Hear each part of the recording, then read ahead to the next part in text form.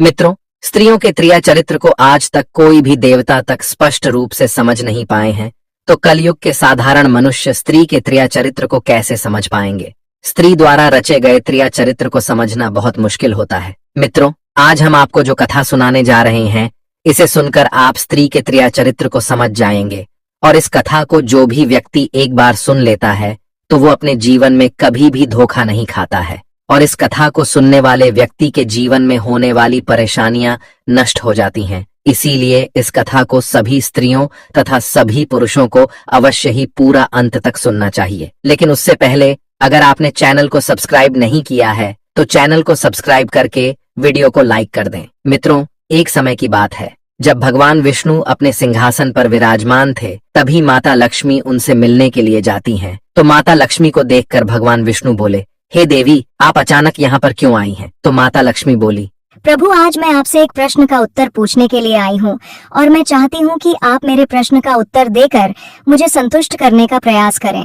तो भगवान विष्णु बोले, हे देवी, तुम्हारे मन में जो भी प्रश्न है मुझे बताओ, मैं तुम्हारे प्रश्न का उत्तर देकर तुम्हें संतुष्ट करने का प्रयास करूंगा। तो माता लक्ष्मी बोली, प्रभु, आज जब मैं पृथ्वी लोक से आ रही थी तो मैंने देखा कि 3 पुरुष आपस में बातें कर रहे थे और वो आपस में कह रहे थे कि स्त्री के त्रिया चरित्र को समझना बहुत मुश्किल है और इसे कोई भी नहीं समझ सकता है। प्रभु, इसी प्रश्न का उत्तर पूछने के लिए मैं आपके पास आई हूँ कि स्त्री का त्रिया चरित्र क्या है और इसे कैसे समझा जा सकता है। तो भगवान विष्णु मुस्कुराते हुए बोले, हे देवी, स्त्री के त्रिया चरित्र को समझना कोई कठिन कार्य नहीं है। इसके लिए मैं तुम्हें एक प्राचीन कथा सुनाता हूँ, जिसे सुनकर तुम्हें पता चल जाएगा कि स्त्री का त्रिया चरित्र क्या होता है। इसीलिए इस कथा को पूरा मन लगाकर अंत तक जरूर सुनना।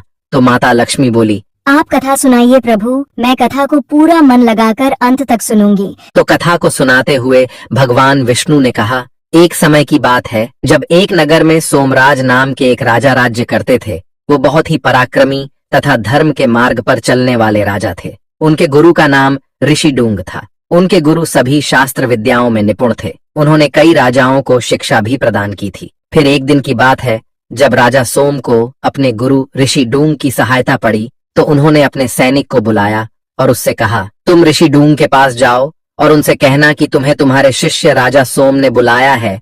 तो सैनिक ऋषि डूंग के आश्रम में जाता है तो देखता है कि ऋषि डूंग अपने आश्रम में ध्यान लगाए बैठे हैं। फिर जब ऋषि डूंग ने आंखें खोली तो उनकी नजर उस सैनिक पर पड़ी। तो उन्होंने उस सैनिक से कहा, हे पुत्र, तुम कौन हो और यहाँ किस लिए आए हो? तो सैनिक ने कहा, हे मुनिवर, मैं राजा सोम का सैनिक हूँ और उन्होंने मुझे आपको बुलाने के लिए भेजा है। उन्हें आपसे कोई आवश्यक कार्य पड़ गया है। उस सैनिक की ये बात सुनकर ऋषि डूंग ने कहा, तुम चलो, मैं आता हूँ। तो सैनिक वहां से चला जाता है। फिर थोड़ी देर बाद ऋषि डूंग भी चल देते हैं। तभी चलते चलते रास्ते में ही शाम हो गई। तभी उन्हें एक किसान का घर दिखाई पड़ता है।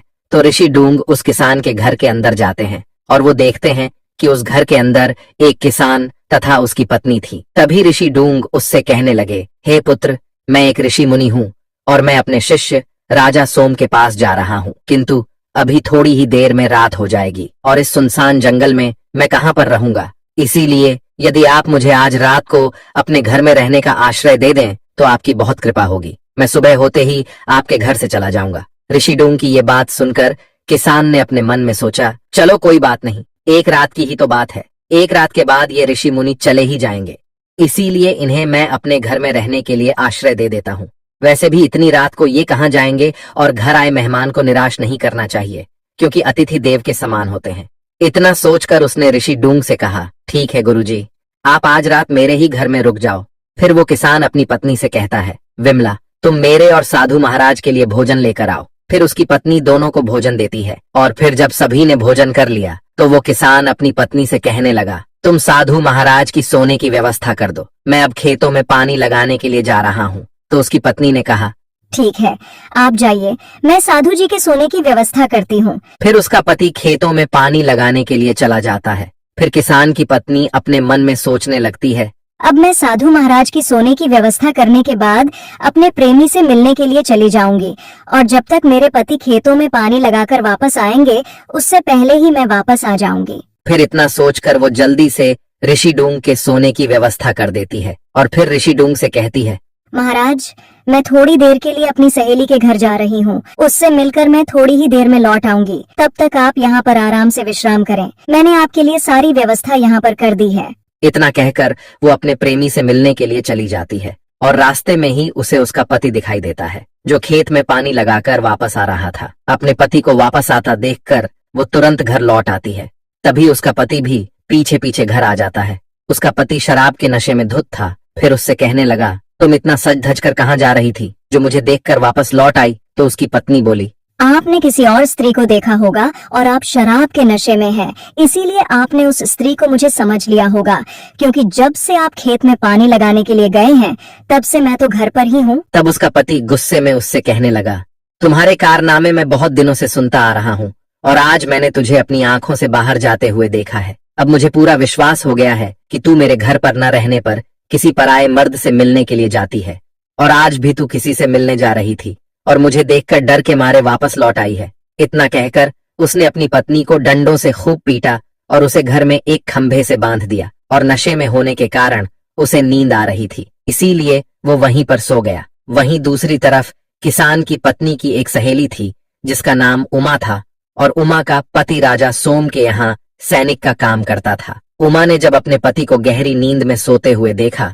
तो मौका का फायदा उठाकर वो अपनी सहेली से मिलने गई, और उसने देखा कि मेरी सहेली तो खंभे से बंधी हुई है। फिर उमा किसान की पत्नी से कहने लगी, ये सब कैसे हो गया? तो किसान की पत्नी ने उमा को सारी बात बताई। तो उमा उससे कहने लगी, तुम्हारा पति तो नशे में धुत होकर सो रहा है। यदि तुम्हें अपने प्रेमी से मिलना है तो तुम अपने प्रेमी से जाकर मिल लो। मैं तुम्हारी रस्सी खोल देती हूँ और तुम्हारी जगह मैं स्वयं को बांध लेती हूँ, ताकि यदि तुम्हारे पति की नींद खुलेगी भी तो उसे लगेगा कि मेरी पत्नी बंधी हुई है। तो किसान की पत्नी ने कहा, ठीक है।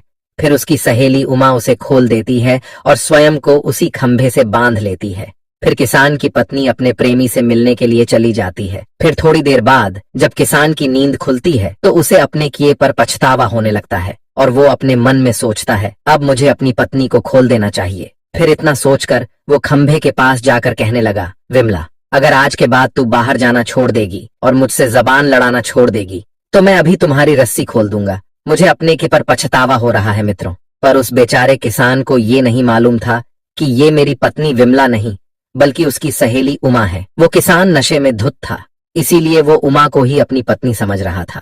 फिर किसान ने दोबारा से कहा, यदि तुम आज के बाद ऐसा कार्य नहीं करोगी तो मैं तुम्हें अभी खोल दूंगा। किंतु आवाज को पहचान जाने के डर से उमा ने उसकी एक भी बात का कोई जवाब नहीं दिया और चुपचाप खड़ी रही। फिर किसान को गुस्सा आ जाता है और वो घर से चाकू लेकर आता है और उसकी नाक काट देता है, लेकिन फिर भी उमा कुछ नहीं बोली और चुपचाप खड़ी रही। फिर वो किसान वहीं पर फिर से सो जाता है। उधर वो साधु महाराज भी नहीं सोए थे और सभी की बातें सुन रहे थे। फिर काफी देर बाद जब किसान की पत्नी विमला घर लौटकर वापस आई तो उसने देखा कि उसकी सहेली उमा की नाक कटी हुई है। तो उसने उमा से कहा, क्या हुआ, तुम्हारी नाक कैसे कट गई? तो उमा कहने लगी, तुम्हारे पति ने तुम्हें समझकर मेरी नाक काट दी। ये बहुत दुष्ट है, इसे छोड़कर तुम कहीं भाग जाओ। उमा की ये बात सुनकर विमला ने अपनी सहेली उमा को खोल दिया।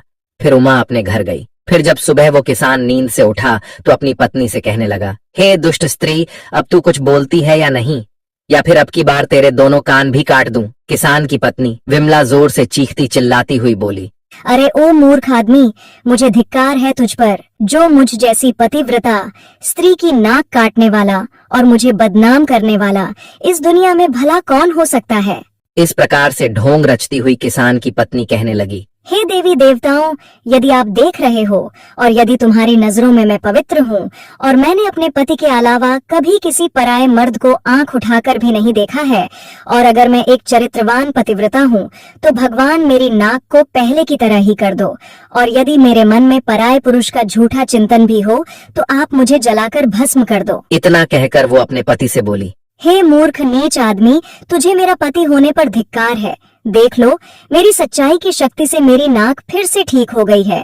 जो कल रात को तुमने मेरी नाक काट दी थी वो अब पुनः से जुड़ गई है। अपनी पत्नी की ये बात सुनकर किसान उसकी नाक देखने लगा तो उसने देखा कि उसकी नाक फिर से जुड़ गई थी। ये देखकर वो किसान बहुत आश्चर्यचकित हो गया। फिर उसने अपनी पत्नी को खोल दिया और उससे क्षमा मांगने लगा। किसान इसे चमत्कार समझकर अपनी पत्नी विमला को देवी समझने लगा। परंतु इस बात का रहस्य ऋषि डूंग को भली भांति पता था, क्योंकि वो पूरी रात जाग कर सभी का तमाशा देख रहे थे। फिर ऋषि डूंग अपने मन में कहने लगे, धन्य है स्त्री, तेरे चरित्र की लीला कोई नहीं समझ सकता।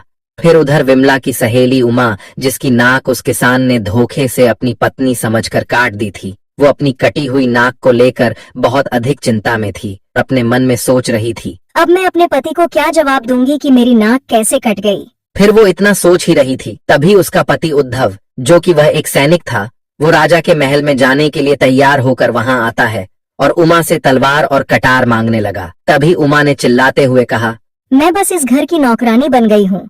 जब भी घर पर आते हो मुझसे काम ही करवाते रहते हो, कभी खुद कोई काम नहीं करते हो। इतना कहकर उमा अपने पति की तरफ तलवार और कटार फेंक देती है। अपने प्रति उमा का ऐसा बर्ताव देखकर उमा के पति को उस पर गुस्सा आ जाता है और उसने गुस्से में आकर वही तलवार उमा की तरफ फेंक दी। तभी वो तलवार उमा के पैर में जा लगी और उमा को अपनी नाक कटने का बहाना बनाने का मौका मिल गया और उसने पैर पकड़ने के बजाय अपनी नाक पकड़कर रोने लगी और अपने पति से कहने लगी, हे दुष्ट आदमी, तूने मेरी नाक काट दी। मैंने ऐसा कौन सा अपराध कर दिया था जो तूने तलवार से मेरी नाक काट दी। तो उसका पति अपने मन में सोचने लगा, मेरी तलवार तो इसके पैर पर जाकर लगी थी, फिर इसकी नाक कैसे कट गई। इतना सोचकर वो कहने लगा, परंतु मेरी तलवार तो तुम्हारे पैर पर लगी थी, तो तुम्हारी नाक कैसे कट गई। तो उसकी पत्नी बोली, दुष्ट आदमी, तेरी तलवार पहले मेरी नाक पर ही लगी थी, बाद में मेरे पैर पर लगी। तो उसका पति कहने लगा, किंतु मैंने जानबूझकर ऐसा नहीं किया है। तो उसकी पत्नी बोली, अब मैं इसका बदला तुझसे लेकर ही रहूंगी। अब मैं राजा के दरबार में जाऊंगी और तुझे सजा दिलाऊंगी। इतना कहकर उसकी पत्नी राजा के दरबार में पहुंच जाती है और अपनी पत्नी के पीछे पीछे वो सैनिक भी राजा के दरबार में पहुंच जाता है। फिर राजा ने उस सैनिक की पत्नी को अपने दरबार में देखकर उससे पूछा, क्या बात है, आज आप अचानक मेरे दरबार में क्यों आई हैं? तो उमा राजा से कहने लगी, महाराज, आपके सैनिक यानी मेरे पति ने मेरे बिना कोई कसूर के मेरी नाक काट दी और मुझे जान से मारने की कोशिश भी की।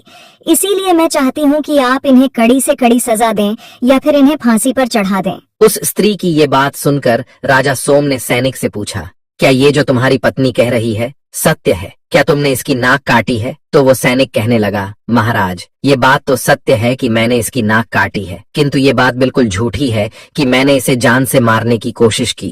तो राजा ने सैनिक से कहा, इस स्त्री ने ऐसा कौन सा अपराध कर दिया था जिसके कारण तुमने इसकी नाक काट दी? क्या ये किसी पराये पुरुष के साथ संबंध रखती थी या फिर इसने तुम्हारा कोई नुकसान कर दिया था? राजा की ये बात सुनकर सैनिक कुछ नहीं बोला और चुपचाप खड़ा रहा। फिर सैनिक को चुपचाप खड़ा देखकर राजा अपने मन में सोचने लगे, पाप करने वाला मनुष्य अपने कर्म से डर जाता है, उसके चेहरे का रंग और आवाज बदल जाती है और वो नजरें मिलाकर बात नहीं करता है। उसी प्रकार इस सैनिक के भी चेहरे का रंग फीका पड़ गया है और मस्तक पर पसीना आ रहा है और ये कुछ बोल भी नहीं रहा है, चुपचाप खड़ा है। इसका मतलब इसने निश्चित ही अपराध किया है और अपनी पत्नी के बिना कोई अपराध किए हो इसने उसकी नाक काटी है। इसकी पत्नी सत्य ही कह रही है, इसीलिए इस सैनिक को अवश्य ही सजा मिलनी चाहिए। इतना सोचकर राजा सोम ने सैनिक को दोषी पाकर उसे फांसी पर चढ़ाने का आदेश दिया। उसी समय ऋषि डूंग अपने शिष्य राजा सोम के दरबार में आ जाते हैं। तो राजा सोम ने अपने गुरु ऋषि डूंग से कहा,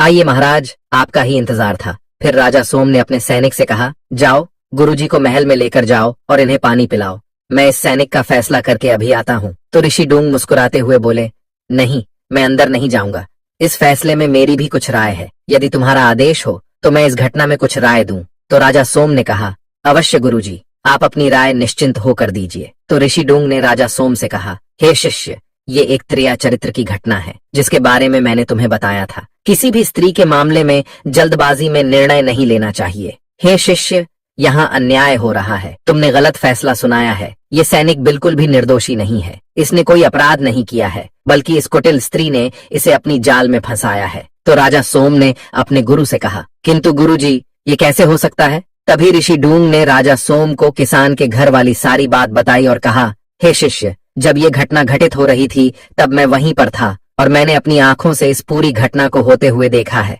अपने गुरु की ये बात सुनकर राजा सोम ने तुरंत उस किसान की पत्नी को बुलाया और उससे कहा, क्या ये सत्य है कि तुम्हारे पति ने तुम्हारे धोखे में इस स्त्री की नाक काट दी थी? तो किसान की पत्नी ने कहा, जी महाराज, ये बात सत्य है। उस रात मेरे पति ने मेरी सहेली उमा की ही नाक काटी थी। फिर राजा ने किसान और सैनिक दोनों की पत्नियों को फांसी की सजा देने का आदेश दिया। तभी उस किसान की पत्नी राजा से कहने लगी, महाराज, किंतु मैंने कौन सा अपराध कर दिया जिसके कारण मुझे फांसी की सजा दी जा रही है? तो राजा ने कहा, मुझे सब कुछ पता है। तुम अपने पति को छोड़कर पराये पुरुष से संबंध रखती हो, और जब तुम्हारा पति घर पर नहीं होता है तब तुम अपने प्रेमी से मिलने जाती हो, और उस रात भी तुम अपने पति से मिलने ही जा रही थी। तो किसान की पत्नी बोली, महाराज, किंतु आप ये कैसे कह सकते हैं कि मैं उस रात अपने प्रेमी से मिलने जा रही थी?